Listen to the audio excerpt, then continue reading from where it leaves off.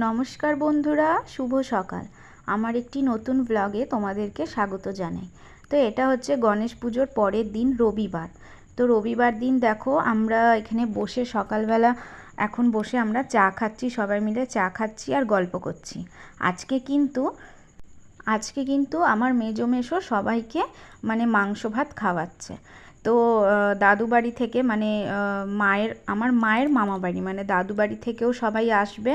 আর আমরা ঘরে যারা যারা আছি সবাইকে মেজো আজকে খাওয়াবে। তো দেখো এখানে মাংস নিয়ে চলে এসেছে। এটা কিসের মাংস বলো তো? এটা হচ্ছে হ্যাচারির মাংস। তো এখানে 12 কিলো মাংস আছে। তো যেহেতু আমরা অনেক লোক, তো তার জন্য মেশো 12 কিলো মাংস, আবার মাছও হবে। যারা যারা মাংস খায় না তাদের জন্য কিন্তু মাছ আনা হয়েছে। যেমন আমার কিছু কিছু দিদা আছে, তারা হচ্ছে মাংস খায় না, তো তাদের জন্য মাছ আছে। তো এখন এখানে হচ্ছে সবাই এই মাংস ধোয়া চলছে। মাসি তো একা পারবে না, তাই আমিও হচ্ছে চলে আসলাম মাসিকে একটু হেল্প করতে।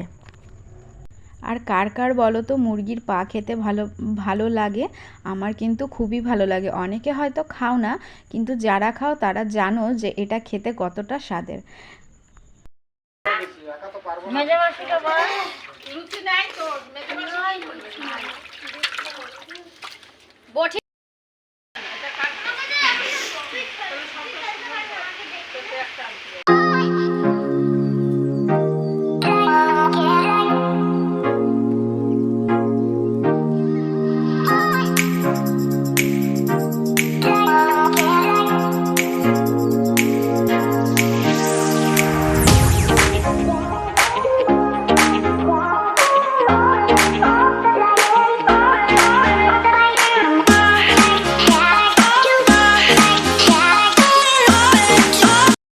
তো এখন দেখো আমি কতগুলো বাসন নিয়ে বসে পড়েছি। এগুলো হচ্ছে কালকে রাত্রের বাসন। কিছুটা আছে কালকে রাত্রে, মানে বিকেলবেলা অনেক অনেক বাসনই ধোয়া হয়েছে। এখন লোকজন আছে বুঝতেই তো পারছো, মানে সব সময়তেই বাসন হচ্ছে। আর বাসন ধুতে ধুতে আমার হাতগুলো সত্যি ব্যথা হয়ে গেছে। তাই হচ্ছে আমি একা পারবো না বলে তাই মেজো মাসিও আমার সাথে এখানে আমাকে একটুখানি হেল্প করে দিচ্ছে।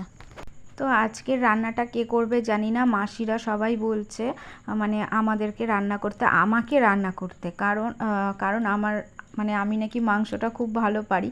কিন্তু এত লোকের মাংস সত্যি আমি একা পারবো না। তাই তোমরা একটু পরেই দেখতে পারবে যে আমি আর আমার বর মিলে কিন্তু আজকের মাংসটা রান্না করছি।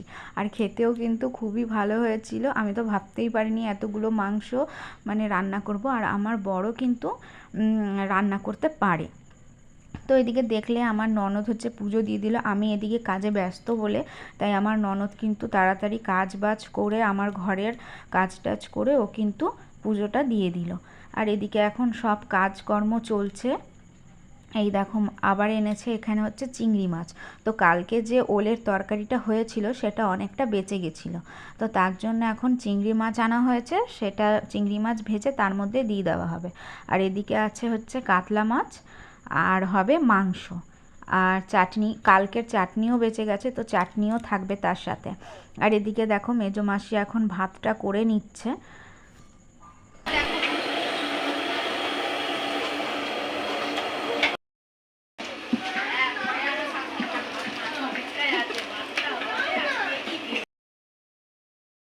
তো দেখো এদিকে কিন্তু আমার বর আর মেজো মাসি মিলে রান্নাটা শুরু করে দিয়েছে।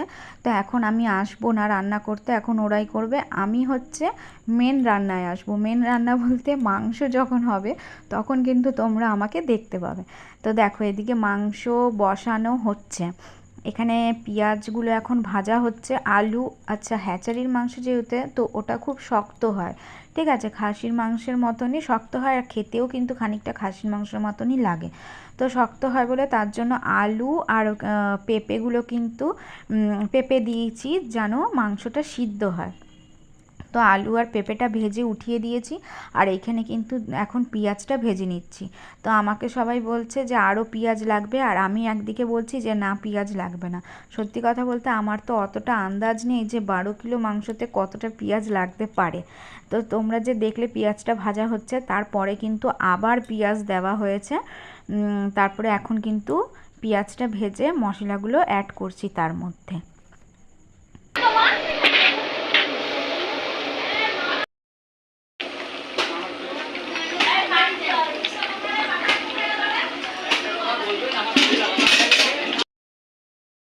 দেখো দুপুরের কিন্তু অনেকটা মাংস বেঁচে গেছিলো, আর আমাদের কিন্তু পোলাওয়ের চালও ছিল ঘরে। তো ছোটো মাসি হচ্ছে পোলাওটা খুব ভালো করে, তাই ছোটো মাসিকে বললাম, ছোটো মাসি এখন এখানে পোলাওটা বানিয়ে নিচ্ছে।